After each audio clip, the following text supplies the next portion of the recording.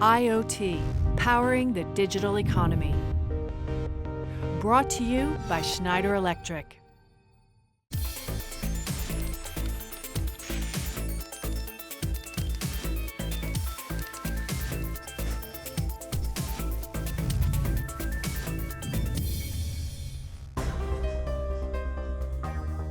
FinTech, that's fancy shorthand for the financial technology that's driving efficiency and enabling innovation.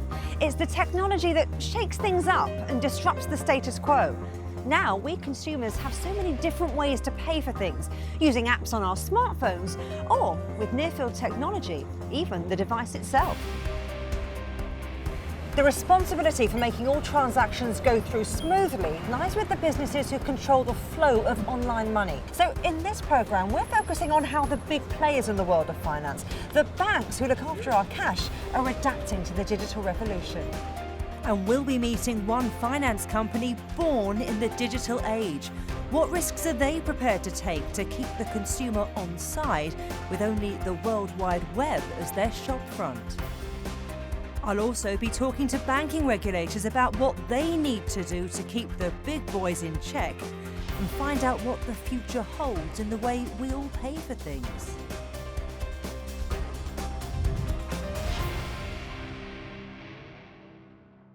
New technology has changed the face of high street banking worldwide. That's meant an investment in new technology and the loss of traditional banking jobs. HSBC has closed over 300 branches in the UK in the past 5 years, but they've invested heavily in fintech. Their technology hub is here at the Bluefin building in London. Josh Bottomley is the Global Head of Digital, Retail Banking and Wealth Management at HSBC. This is HSBC Beta that's in staff pilot, about to go out to 10,000 customers. Before that, he was Global Head of Display for Google in California, having previously worked for Goldman Sachs and McKinsey and as Managing Director for the Financial Times Group. Well, you came from Google to HSBC, an old established bank that's been around since 1865. Do you think you brought with you some of that tech new age spirit? I hope so. I mean, we've certainly got, for example, about 1,000 jobs now in HSBC of jobs that didn't even exist. The title didn't exist here. So, for example, we've got solution architects who weren't there in the technology organisation. We've got optimization experts at the front end. But certainly, I hope I brought some of that mindset and way of working to HSBC. I think you were saying it was called the startup mentality. How important do you think that kind of outlook is in banking these days? The interesting thing for digital is there were lots of problems that we would need to encounter. We've been trying to get technology to the cloud. We've been trying to change the customer experience. And that's required changing HSBC's processes. I think of digital in HSBC in three very broad buckets. There's clearly a really important customer bucket, which is understanding what customers want and how we can safely deliver that to them, whether it's about making a payment, taking out a loan or a mortgage. There is secondly an issue around how we build the technology and how we operate those services, because there are some very big shifts that we and other large organisations are doing, but they actually are quite significant in how we deliver the services. And the third, and I think actually at least as important, is how we work, the culture, the organisation around doing that. I think some people in big companies get a little confused about digital, and HSBC, we're very clear this is about changing how we work, how we operate, and putting some real meat into that cliche of putting the customer more at the centre. So let's talk a little bit about how you put the customer at the centre. Talk me through some of the new technology that you've developed to make that customer journey smoother. So a really simple example, normally when you spend money on your credit card, it gets to the end of the month before you know how much you've spent and whether you then choose to pay some of that off or whether you choose to continue paying interest on that loan. Well, what if we could give people some of that information at the point where you're making a big transaction? And so we've ended up, again, changing policies, changing some of the big technology systems, and getting some of the rules changed. Now, the really good ending to the story is we've just launched a service called HSBC Beta, which has now taken that even further on, and we're making a much more visualized experience. So it's on your mobile phone, and you can start to see your spending in categories and on pie charts. So it's again, the point is, it was starting with the customer, but we've had to change a whole bunch of other ways of working and processes and systems in order to deliver that.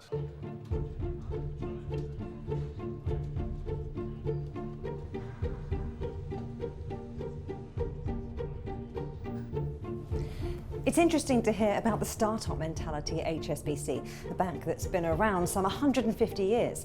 The customer's at the heart of its new services and features, but the business itself is evolving with new processes and new kinds of jobs. The culture at big banks is changing. And they've had to change due to the impact new innovation companies are having on the finance industry. One of these new disruptor companies is Transferwise. Their headquarters is in London, a short walk from the financial district.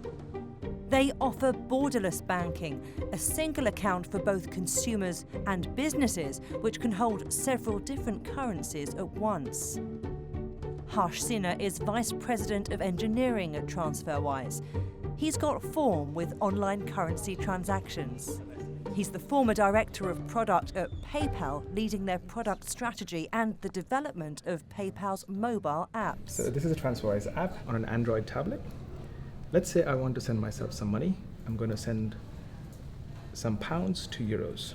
So Transferwise is an international money transfer platform. It's an online platform, and it allows you to move money across borders at the exchange rate that you would see on Google, and very quickly and very conveniently. Select the destination account, which is my Euro account, which is my borderless account on Transferwise, my wallet. And so we actually are not registered as a bank. We don't have a banking license. We are registered with the FCA, and we have an e-money license, which allows us to open a borderless account like the way we have now. We just recently launched borderless, which allows us to hold funds, customer funds. We have safeguarding requirements the same way. We have to keep our customers' money separate than our company's money. But the way we are regulated with the FCA is that it allows us to move money across borders and hold these funds without being a bank. So does it or doesn't it make you a challenger? We are a challenger for sure. We're challenging the way finance is done in the world. We're not a bank, basically. So tell me a little bit about the consumer side of the business. How big is it? Where do you see it going? So right now we're moving overall about £1 billion a month. That compared to the banks, if you look at how much banks charge when you convert money across borders, they charge about around 5 to 8%. We charge about 0.5% in the entire transaction. So we're saving our customers about £1.5 million a day. So it's like £45 million a month. We've been at it for about 6 years. And we are moving, if you look at the total money in the consumer business across leaving the UK, we're about 10% of the market share. It's clear that you have the consumer in mind. What's in it for everyone else? What's in it for the challenger bank? What's in it for the banks when you're giving them all of the services? And again, it goes back to what is the problem you're solving, right? So there is a business around this. There is, when we do a transaction for a consumer, there is a fee that we take. And we do believe that it should be way easier to move money around the world than it is today. If you think about how money moves, really it should be as simple as sending a text message or sending an email. In the end, physical cash is not changing hands. It is bits and bytes moving across computer systems connected through a network, and that's how ledger entries are made. So when you send me money, it's not that if you send me money from Lloyd's into my HSBC account, somebody's walking out of the branch and bringing it to HSBC. So why is it that it is so expensive to move money around the world? So we do believe with the newer systems, the newer technologies that we are using, we can deliver these services at a much lower cost. And once we can do that, we can turn around and make it much cheaper for the customers. It's both win-win for both companies, and we still can keep good margins to run a good business, employ people, and create more jobs in the economy that we work in. Now a lot of people can do their banking on their mobile phone. Is this a direction that Transferwise is looking to move into? I mean, we already see about 50% of our new users come, the first time they interact with Transferwise, they do that on mobile. It makes sense. If you think about it, the smartphone has become the extension of the human body. And it's actually, when you're doing financial transactions or when you're doing something where you're moving money around the world, you want it to be in a private space. So it's better when it's in your hand in a smaller form factor and it's closer to you and in your pocket. And we definitely see that more and more consumers are asking us and other businesses to be mobile first. So we will see this trend to continue. Smartphones like these are the driving force behind the dramatic technical changes happening now in the finance sector. Buying and selling, moving money and paying for things has never been easier. It's almost instantaneous. But what do the regulators, the people who police the finance industry, think of all this new tech? After the break, I'll be finding out how the Internet of Things is regulated in the world of finance. This is London, the European capital of finance, and in 2017 it's still the world's major financial centre. We trust the banks and the new digital technology to look after our money online. So how do traditional businesses and those working in cyberspace stay on the right side of the regulators whilst at the same time protecting our money? London's Canary Wharf is where the European Banking Authority is based. They oversee all banking regulation for the 28 countries of the European Union. Dirk Haubrich is Head of Consumer Protection, Financial Innovation and Payments at the EBA.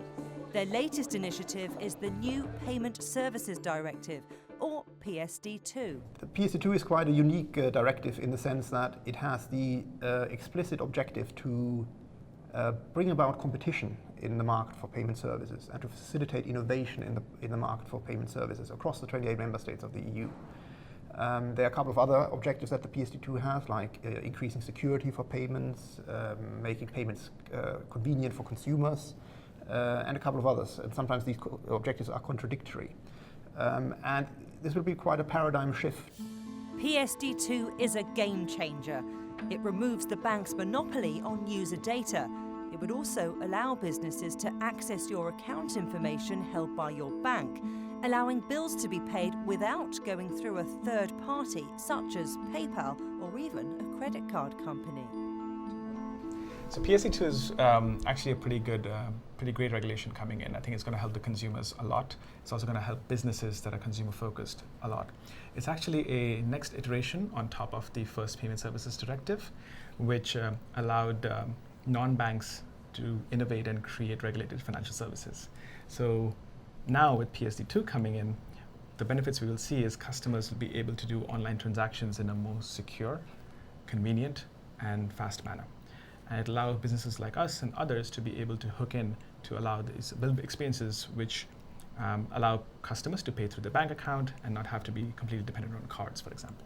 I'm actually quite excited about PSD2, and I'm not sure that's a very it's a very common view amongst other areas. From January 2018, there will be new providers that will be entering the market, so-called account information service providers and payment initiation service providers that are able to access the payment accounts held with a bank in order to either initiate payments or to retrieve account information and make them available, for example, on your app. You have a mobile app where you can see all of the account balances of all of your accounts, irrespective of where they're held with whatever bank you have these accounts with, and you have an overview of your finances. It's almost like you're saying the future is going to be having your personal finance advisor in your pocket the whole time on your mobile phone. I hope so. I mean, that's exactly what it should feel like, and you're getting suggestions. So my personal favourite of this was that first time I used TripAdvisor, a long time ago now, and I thought, this is actually better than talking to my friend about the travel, because I can see the pictures of where I'm going, all the alternative places to stay, you get the comments, the good, the bad. It's a completely sort of, it's an experience that you like. And people don't think currently of their money like that. Most people don't. Most people avoid it, they don't want to deal with it. We all have obvious things we could do differently. And I would love that we've created an experience that's engaging in that sense that a TripAdvisor is, and you're helping you make decisions, and you're taking some of the fear as well out of the big aspects of that. PSD2 makes it much easier to share data from for one customer from one provider to another, and potentially with third parties. It changes the obligation on us as to how we provide services to customers. So for example, if I'm talking to you about your savings, if I have the data from your other accounts, I ought to be able to make better suggestions to you about what you can do than if I only see the data on your HSBC information. But the big question is, who makes sure that our financial data is safe?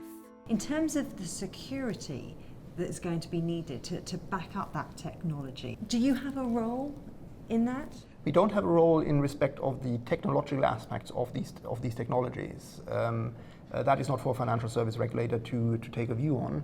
What we do have a role in is the security-related aspects, and in the context of the revised Payment Service Directive, the PSD2, we had to develop security requirements for the authentication of users when you use your bank account, when you use payment service electronically, remotely, how you authenticate yourself. And one of the key objectives that we have when developing such requirements is to write them in a way that they facilitate innovation and are also business model neutral. So we have an interest in not writing requirements that favor one particular technology over another or favor one business model over another. European regulations don't extend to countries outside of the EU. The challenge for business is to navigate the complex web of world regulation. Have there been any additional measures that you've had to satisfy? I mean, in general, we obviously have to meet their global standards, whether it's around anti-money laundering laws, know your customer processes, also audits to make sure we are having data security and overall safeguarding limits around how we're using customer money versus our own money. Those things have to be taken into consideration. Part of them comes from regulation, part of that is just doing good business. The online banking industry is confident that the technology it's implementing offers a good experience to the consumer and safeguards consumer rights. But all this new fintech needs to operate across multiple platforms globally. Money attracts criminals, and cyberspace is a bit like a digital Wild West, with have-a-go hackers relentlessly trying to access our accounts. After the break, I'll be finding out what new technologies our business leaders plan to roll out to stay ahead of the criminals, and what those new technologies mean for society as a whole. Investment in new technology is what powers the digital economy. In the first 5 years of this decade, the use of banking apps on mobile phones trebled. In 2015, 43% of mobile phone owners did their banking using a smartphone. This digital innovation is streamlining the way businesses deal with their consumer clients. But what are the implications of this new technology for society as a whole? Some of the biggest concerns for consumers is the safety of their money and their personal financial data. We really take our customers' data security very seriously. And if you can imagine, for a financial business, it is built on trust. If we don't have a customer's trust, then we cannot be surviving as a business.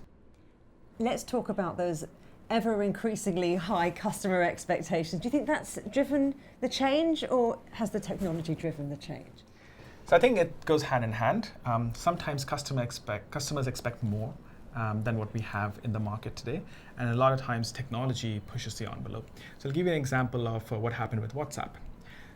Before WhatsApp came around, international texting was really expensive. And there was a big group of customers whose cell phone bills were really high because they were texting their friends and family abroad. WhatsApp came around, enabled by the internet, and completely killed that business. So that was technology innovation driving change to meet customer demands. Steve Jobs famously used to say that the customer really doesn't know what they want, so you need to build something and then the customer will like it. I think in a lot of places that's true, and in some places, of course, customers are asking for the innovation and companies are delivering it. And you are seeing the same thing happen with Transferwise, where we are now being able to hook into the local banking system in all these different countries and cut out the need to move money across borders, which then allows us to provide these services at a way, way cheaper rate. The Transferwise philosophy is to drive down the cost of money transfers for consumers. For Josh Bottomley and HSBC's FinTech, the solutions are more fluid. So let's talk about the future and technologies you think are going to trailblaze. Will these video information links and all of that, is it going to be real people? Is it going to be bots? That's a good question. It'll be both. But I think where that's going to end is that you will have some basic services being used by bots, but it will very naturally, and we'll use a lot of artificial intelligence, migrate into real people where that's needed. So the combination of the mobile front-end technologies, the bots and the services there, and then the big data and the algorithm at the back end, I'm actually a big optimist. I think it's going to create a much better experience for our customers, and actually a better jobs, much more interesting jobs for HSBC's people as well. So what do you think the biggest change will be in the future in terms of HSBC's relationship with the consumer? The biggest change will be twofold. One is most of our interactions are customers not being able to do easily what they can do. And I really do think we are going to get rid of passwords because we're going to use biometrics, so accessing the services is going to be better. What I would love for customers to say is not that I use HSBC simply because I can do what I want or I get a mortgage rate. I would love people to say, I use HSBC because I think I manage my money better because of the tips, the prompts, the services. To do that, yes, requires technology, it requires a new way of working inside the organisation, and it actually requires a new relationship with the customer. The other aspect of this that we have to get through is getting customers to trust these services. We did a big research report this year which said that 87% of people feel as importantly about protecting their data as they do about protecting their money. So we've got also to go on a journey with customers in terms of maintaining that traditional trust we've had, but applying it in different ways to make this work. So what's next for B2C innovation, do you think?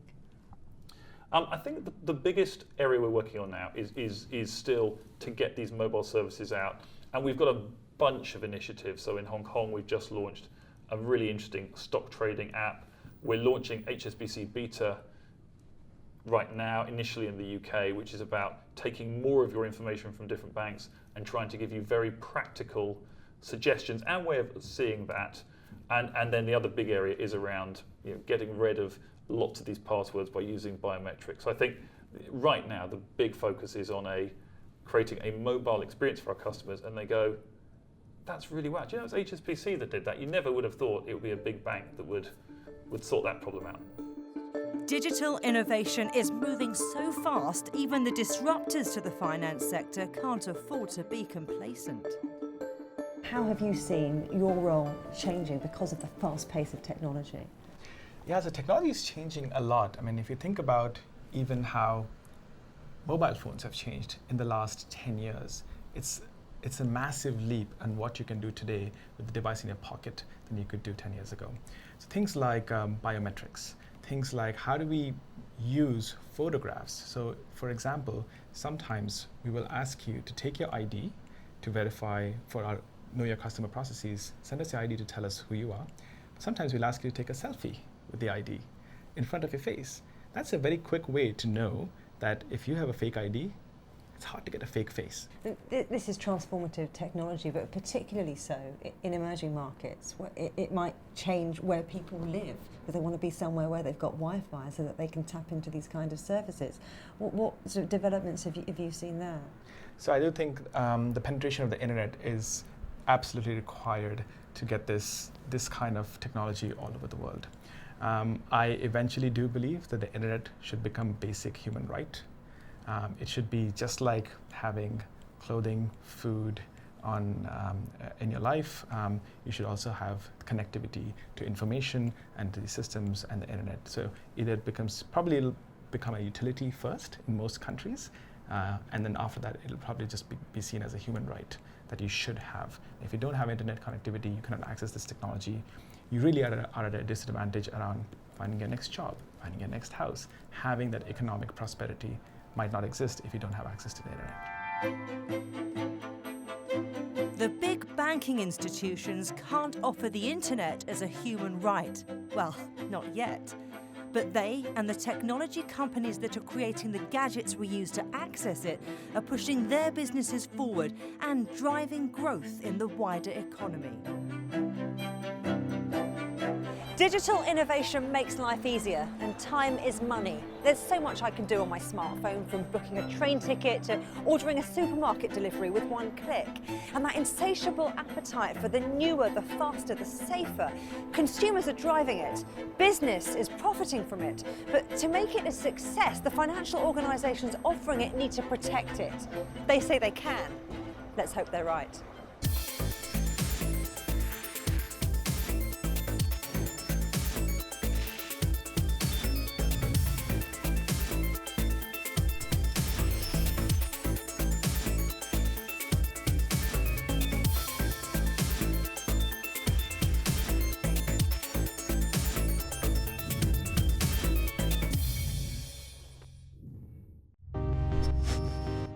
I.O.T.